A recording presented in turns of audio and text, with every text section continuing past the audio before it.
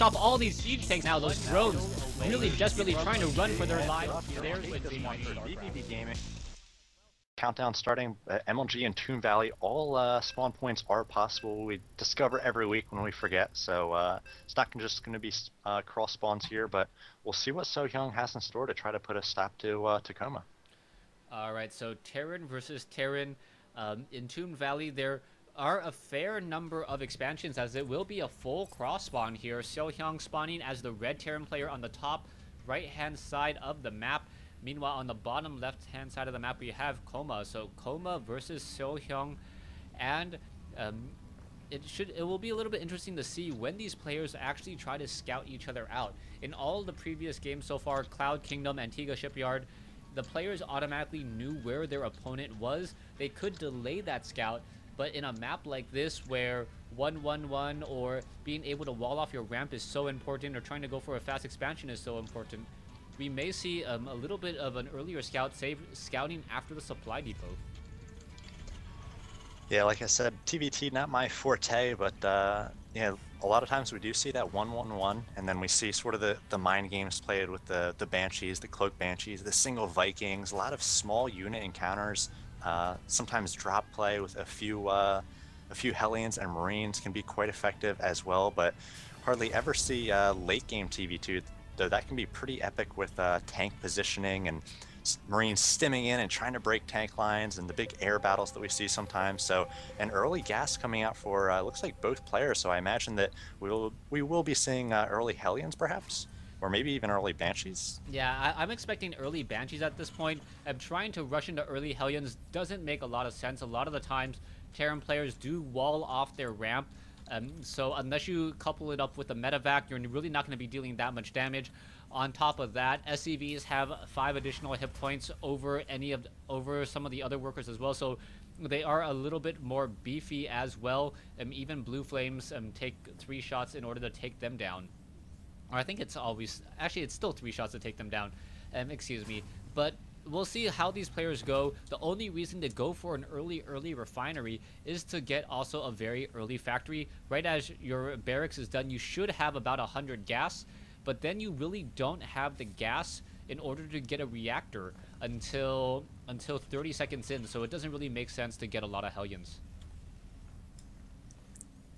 Yes, we'll see whether the starport comes out right away for both players already. The factory is coming out. I really like what KoMA is doing, spreading out his tech a little bit so a scan won't see everything, and SeoHyeon making everything close together so that he's going to be able to swap add-ons a little bit easier. So 2 different styles here of TVT. Just placing your buildings down can be a huge difference in how the game works out. So we'll see whether both players are able to use those strengths, or whether SeoHyeon's going to get a scan down here and not see one of the buildings, or whether he's going to be using these buildings to do some hot swaps. Already it looks like we will be having the factory, actually the starport, built right on top of that tech lab, so he's going to get out Banshees as quickly as possible.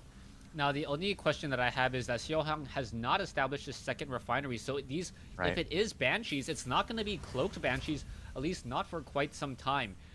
You can mine about an average of about 100 gas a minute, and that's also the building time of a Banshee. So you will never really be able to save up enough gas unless you delay the Banshee, as we are now going into Hellions. You could perhaps see a Banshee into a medevac play, but then that is also very, very gas intensive, as we now finally see a Banshee being trained up by SeoHyeon, and KoMA pretty much coming in with the same exact strategy. And if we take a look at the units on the field, it's pretty much a mirror match, only differing by 1 Marine at this point. Yeah, it looks like SeoHyeon's Hellion actually caught out a little bit, as KoMA has more of a presence on the map. He's got Marines out. It looks like 2 of them, as well as two Hellions early on, and it might be that actually I was going to say that KoMA might be going for a bit of an early drop, but it looks like he will be going for the Banshee as well. Both players will have a Banshee out, and already SeoHyeon queued up a Viking. So like I said at the start, it's going to be those low unit numbers, those single Vikings versus the single Banshee, who gets cloak, who doesn't, and it can be pretty dicey in the early going of TBT. Just 1 or 2 units can be the heroes and cause a win or a loss. Yeah, we'll see what's going to be happening next. There are 4 Hellions on the ramp, and here we go. Those Hellions, wow, driving up the ramp only to get flamed and now being forced to retreat. We see KoMA now expanding at his natural expansion, so he wants to think about the long-term economic game. A Banshee coming in from KoMA. The Banshees are not going to cross each other, but SeoHyeon does have a Viking already in the air, and if he comes across this Banshee, that's going to be a really, really bad news. KoMA losing his initial Banshee investment without dealing any economic damage. That is huge. Yeah, pretty big as, again, in these small unit battles, single units are really big, and SeoHyeon could shut down the command center going down for KoMA right away, as we do see SeoHyeon going to be taking down that SCV with a little bit of splash damage, and then also going to force a cancel on this command center at the same time as he's putting up his own command center, and he's got this Banshee, no cloak quite yet, but if he's able to focus down this Viking here with those Marines, he might be able to do a lot of damage with that Banshee, but instead it does go down. But SeoHyeon breaching the front door here, actually dropping a mule to actually tank a little bit of damage, and also to get some repair on these Hellions, doing so much damage with these Hellions, taking down all of the Marines. A tank is out for KoMA, so that might be able to clean up the remaining forces, as it does have that 1 armor and a lot of HP, but there's a GG from KoMA right away. SeoHyeon able to get the front door breach there and get into the mineral line with those Hellions, and TVT, man, crazy stuff in the early going with the 1-on-1s. Yeah, really, really just crazy games. A little bit of scouting, and I think it really just went down to that timing. I think the fact that KoMA scouted out with an early SCV just put him back maybe like 10 seconds on his orbital command, and that just, you know, snowballed into what you saw.